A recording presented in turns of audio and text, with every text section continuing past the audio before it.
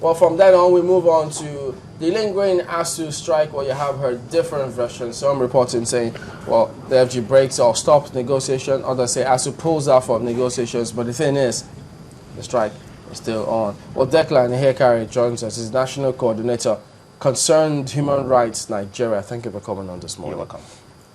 So many versions out there about this ASUU strike.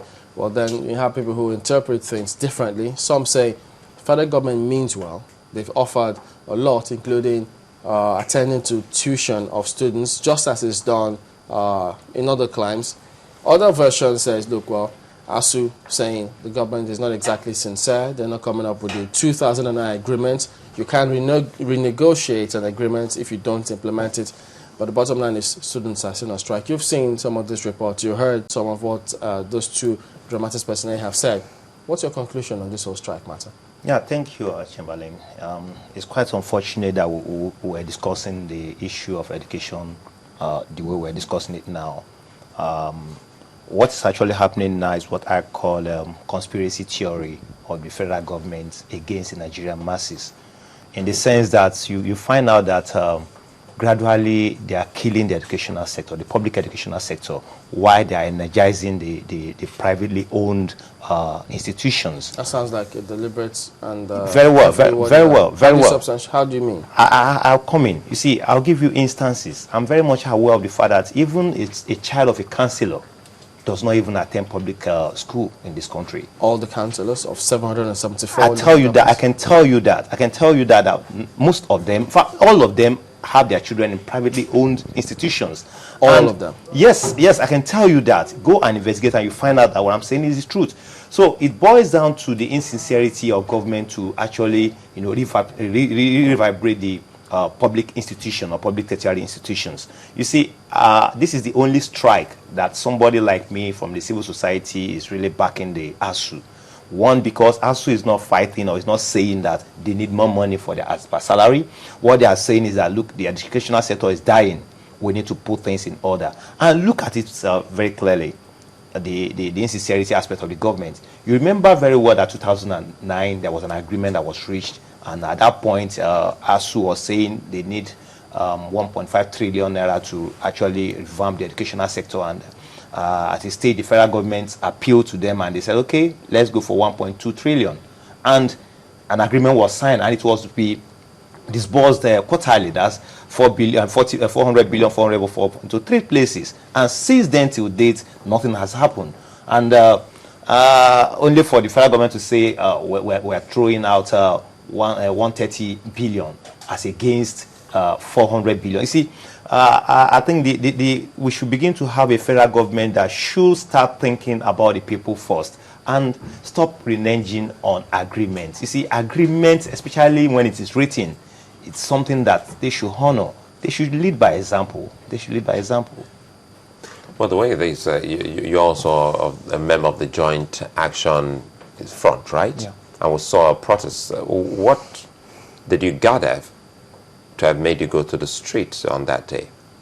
Yeah, thank you. What really made us... Now the government is saying the opposition has infiltrated ASUU. Yeah, thank you. If the federal government is saying the opposition has infiltrated ASUU, I think they are nice. It's a nice statement. I remember they said that too in January, during the January 2012 uprising, when they said that we, the civil society, are opposition. It was okay. But the issue is this: what was the outcome of the protests that were embarked upon then? So many committees were set up, so many things began to open up. Now we decide to back ASUU on this protest because as a parent, I'm afraid that I might not be able to send my children to public institution in the nearest future. So I need to guide the future of my children. And that was why people like us decide to support ASUU.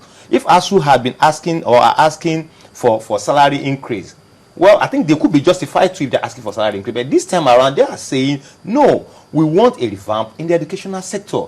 We want the hostels, we want libraries, we want labs, we want so many things to actually make sure that the tertiary institutions are working, that they want autonomy of the institutions. For instance, you find out that federal government is in the manner of always appointing vice chancellors. and at that point they will not carry along the primary constituency of each of the institutions. Okay. And ASUU is saying, no, let us, democratize this stuff. Let us have our own vice chancellor that will be responsible to us. Okay? In all of this, I mean, one of the matters that keep popping up time and again is the question of autonomy. If, at the end of the day, government says, all right, we'll bend over backwards, albeit inconveniencing, and completely stick to the 2009 agreement, but thereafter, complete autonomy for the universities, do you think that will work? Well, it will not work. Why? It will not work because... What part will not work? Well, you see, it will not work. What will work is the agreement that was signed. No, you didn't get my point. Yeah, no. If the government says we will fulfill the 2009 agreement as it is, to the letter, okay, but after that, complete autonomy to the universities, and you know what that means. Fees, the schools will determine how they fund, how they go. Do you think that would be a good idea? No. That is not the kind of autonomy ASUU is asking for. The kind of autonomy ASUU is asking for is masses friendly, people friendly. No, I'm saying, yeah, if the government says that is what we think will work, so that these strikes will be permanently avoided. Yeah. Because if we keep, as they accuse us, reneging on our promise, yeah, let's honor this 2009 agreement. But after this, it's autonomy to the universities, whatever they want to do, let them go ahead and do it. Do you think, how do you think they'll respond to that? Well, I think it will be okay. It will be okay. It will be welcome. That will mean increasing school fees, No. That will not mean increasing school fee. Because I remember when Lagos State government increased LASU school fee, okay, the ASUU itself fought against it. Did they win?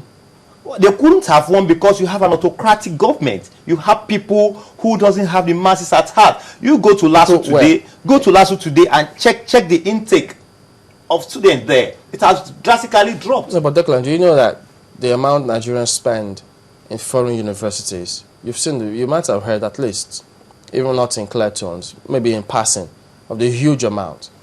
But if we were to transfer that back here and say, well, we'll put this money back here, but you have to increase what you pay, there will be protests. No. Look. Nigeria has got all the resources it takes to make sure that the educational sector in this country is perfect. You see, it's just that the priorities are not being set right. That is the real issue.